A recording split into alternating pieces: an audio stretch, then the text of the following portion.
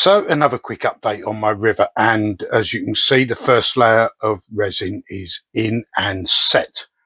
Absolutely, that's really set well. I'm using a two-part resin on this project, and if you are going that route, then remember, follow the instructions. The golden rules are to seal your riverbed really, really well.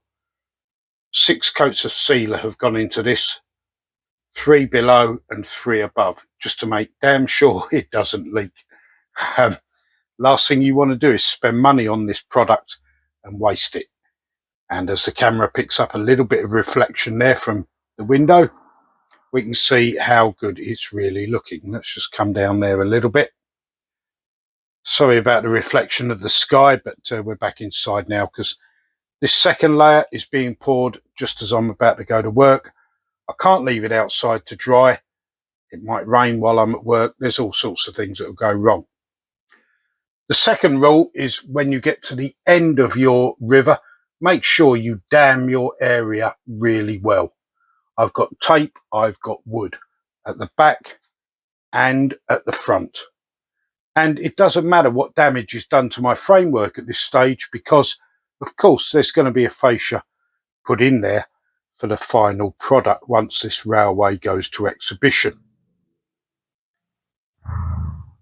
Make sure that you stir your two-part resin slowly and as an absolute minimum for the prescribed time. This is the one I'm using on this project, German product, and I'm afraid I haven't got the English instructions to show you, but it's been stirred really well and you can see the results from the first application. Now I'm ready to add the second layer of my resin water, and of course I've got a bit more of it mixed up because I've got a slightly bigger area to fill.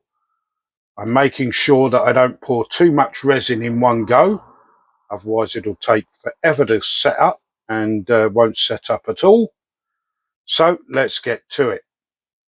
I'm going to start from the back, of course, and I'm going to pour slowly as I stirred slowly. I don't want too much. I want to see where it runs to, see where it levels out. You know, it'll find its own level, this stuff. You've just got to trust it. You've just got to trust it. And as we pour in the last few bits there, I'm going to need a third mix of this at least. I know now, straight away. Not enough on this occasion, but that doesn't matter. You know, several thin layers are a lot better than one thick layer. It's a lot like applying paint.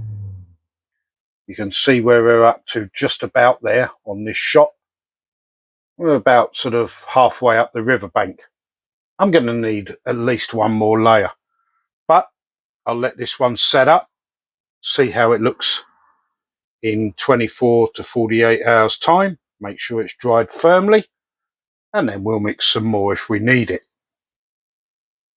But so far, I have to say, that riverbed is looking good to me. I was asked to produce a semi-stagnant river, and I think you'll agree, that's what we've managed to do. Just shows you a little bit of care in your preparation, and you can deliver great results. Well, just before I make my third pour, which may well be the last one, I just want to show you the mixture in the tub, and you can see there, hopefully, absolutely no air bubbles.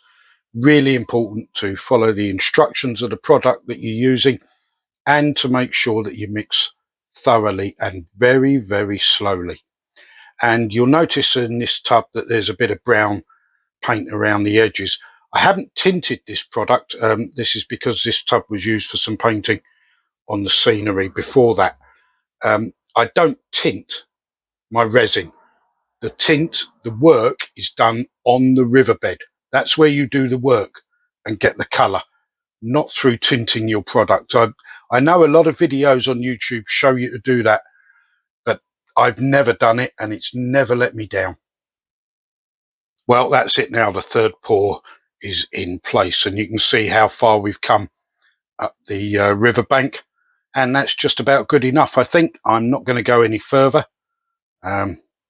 It's as close as I want it to be to the top of the riverbank on this occasion for the requirements of my customer. Just remember a few golden rules. As I've said, mix it slowly. Make sure you seal the riverbed really well before you put any resin in. Add it in several thin layers so that it sets up properly and nicely. The other thing that I just want to mention on this topic is that a lot of YouTubers, when they're doing these videos, I'm not criticizing them, but they tend to get hung up on a few things that aren't really problems. If you get a little bit of mess in your resin during the pour, and if it's, something really small, live with it. You get debris in rivers, you get bits of stuff, it's not an issue. As long as you haven't got something like a horsefly in there, it's not going to look out of place. And if you do end up with a horsefly in the resin, get a pair of tweezers and pull the thing out before the resin sets. But I hope you'll agree, this river really, once this layer is set, is going to look really nice. We've got real clarity and depth. You can see the riverbed.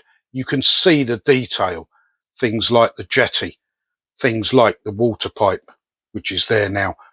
And now that's under the river, under the water surface. Doesn't matter. We're dealing with a pretend world. And what we want to create is not so much, don't get hung up on the detail. That's what I'm trying to say. We're creating our own little fantasy world. And if it looks right to you, then it's right. So what are the next stages? Well, once the resin on this third pour has set firmly, I'll be using a little bit of gloss Mod Podge and my airbrush to add a few ripples to the river. Not too many. It is a semi-stagnant river as required. And then we will start work on the background scenery. Now, this baseboard isn't fitted in. It's, I can take it outside, move it around, I can turn it round, work on everywhere. But the reason why I'm going to start with the scenery at the back, the road bridge, which will be roughly here over the river, and the countryside and the church, which will be somewhere behind my resin bottles, is that I want to concentrate on making sure that I build this layout from the viewing perspective. Remember, this is going to be an exhibition layout. And whilst I can work from everything from all four sides, I want to make sure that it looks right from the viewing angle. And of course, I don't want to damage anything while I'm doing that. So it'd be absolutely pointless to put my rail bridge in, get my track down, heading off to the town scene, which is going to be away to my left-hand side as we look at the camera now. No point. Start at the back. That road has to go in. It's going to be an elevated bridge with elevated countryside. I want to get that in, get it done. The church kit, which is a dapole kit, has arrived. That's the one that the client specifically asked for.